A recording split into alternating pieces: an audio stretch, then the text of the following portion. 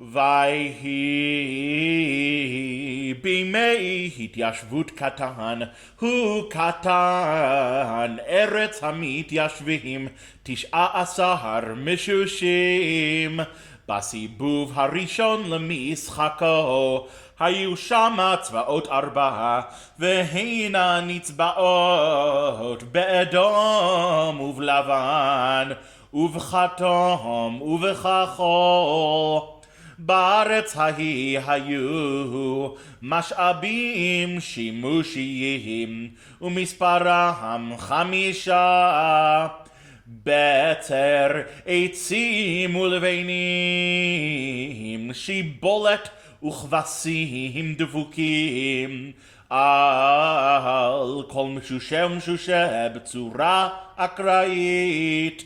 כל משאב ומשאב יוצא מן הפלח המוכן ליתרו, בצר מן ההר, עצים מן היער, לבנים מן הגבעה, שיבולת מן השדה, וכבשים מן הנווה. כל משושה ומשושה היה אחד מן הפלחים האלה, אך מן המדבר לא יצא משאב מימינו. ומשאבי ארץ קטן שופעים היו לרוב, ויהודי הארץ סחרו במשאביהם. עץ ללבנה ובצר לשיבולים, ואין צבא אשר חפץ בכבשים. אחר הדברים האלה גידלו צבאות הארץ את הגנב בן הגזלן האפור, וינשאוהו וישימו את מקומו מעל כל המשושים אשר איתו. והגנב רשע ואכזר היה, וחפץ בכל משאב, ויבזם ויקחם ממשושו עד אשר אין משאב נשאר. ויישא הגנב בין משושה למשושה, וייבז ויישא, וייבז ויישא בכל סיבוב וסיבוב. ויראו שרי הצבאות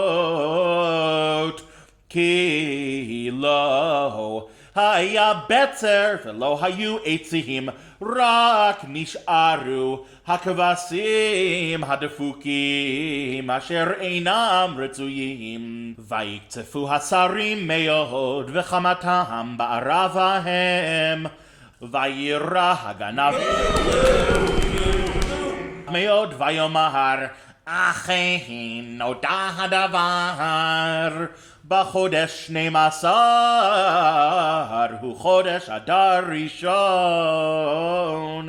הטיל קוביה לדעת איך לעשות, ויעץ עצה ויחשוב מחשבה להביא עלילה על היהודים. ויאמר הגנב לשרי הצבאות, ישנו עם אחד מפוזר ומפורד בין המשושים בכל מדינות משחקיך, ודעתיהם שונות מכולם. ודעתי השרים אינם עושים, ולצבאות אין שווה להניחם. והלא ידעתם כי היהודים האלה קמצנים, המה אוגרים לעצמם את העץ והלבנה, ונותנים לך את הכבש. אם על השרים טוב ייכתב לגרשם, ועשרת קלפי בצר אשכול להביא אל גנזי השרים. ועיני השרים נסתמו, ויתנו רשות לגנב בן הגזלן צורר היהודים, ויהודי קטן נבוכו. בלילה ההוא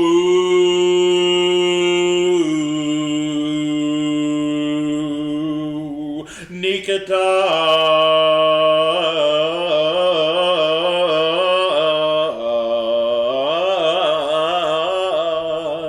משחק השרים,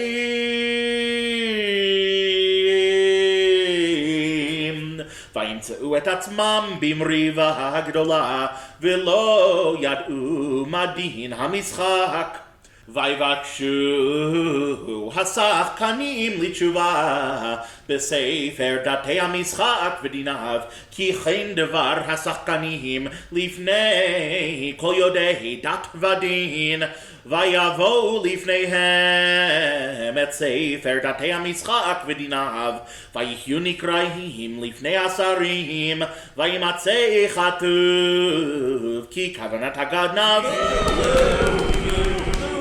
הוא לגנוב, וכוונת הגזלן הוא לגזול, על כן קראו את שמו הגנב. ותפקחנה עיני השרים, וידעו כי האיש ההוא משקר שקר ומדבר מרמה, ומיהו זה ואיזהו איש צר ואויב, הגנב בן הגזלן.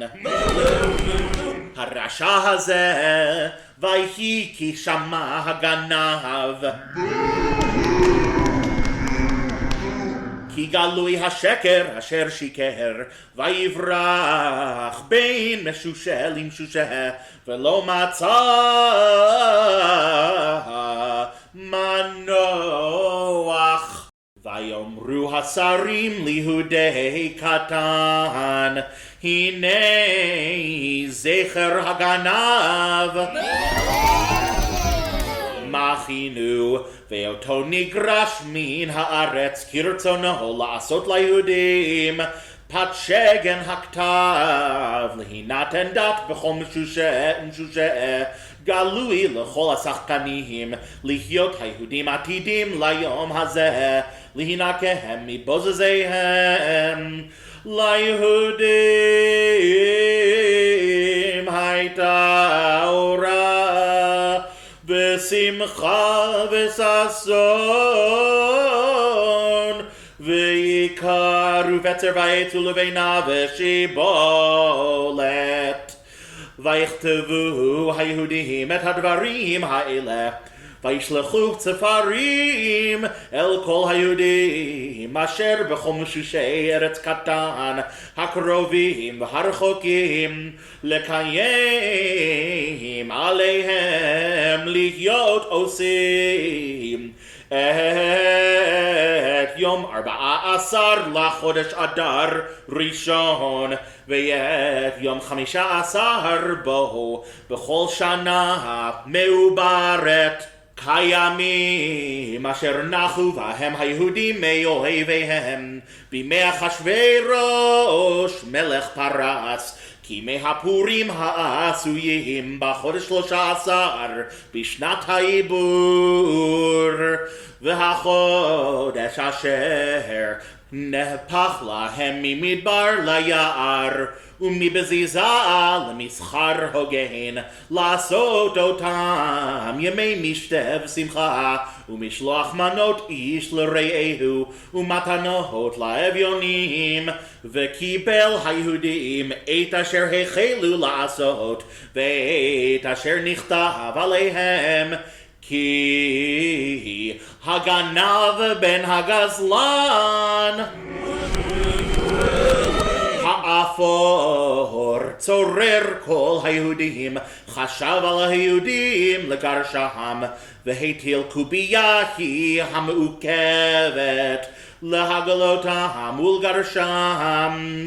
וישוב מחשבתו הרעה אשר חשב על היהודים על ראשו, ויגרשו לחיות נע ונד, קיימו וקיבלו היהודים עליהם ועל זרעם ועל כל הנלווים עליהם ולא יעבור לחיות עושים את שני הימים האלה ככתבם וכזמנם בכל שנה מעוברת והימים האלה נזכרים ונעשים בכל דור ודור משפחה ומשפחה משושה ומשושה משחק ומשחק וימי פורים הקטן האלה לא יעברו מתוך היהודים וזכרם לא יסוף מזרעם ומאמר המשחק כי דברי הפורים האלה ונכתב בספר ויבנו שרי קטן את הרחובות ואת הערים הגדולים בארץ קטן עד נצח ניצחון וכל מעשה תוקפם וגבורתם ופרשת גדולת היהודים אשר גידלום השרים הלא הם כתובים על ספר דברי הימים למתיישבי קטן כי יהודי קטן היו לשרי המשחק וגדולים היהודים ורצויים לרוב צבאי טוב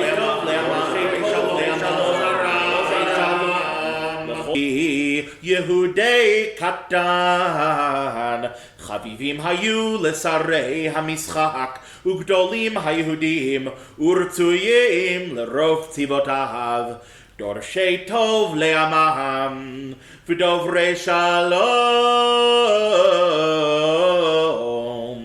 לכל זרע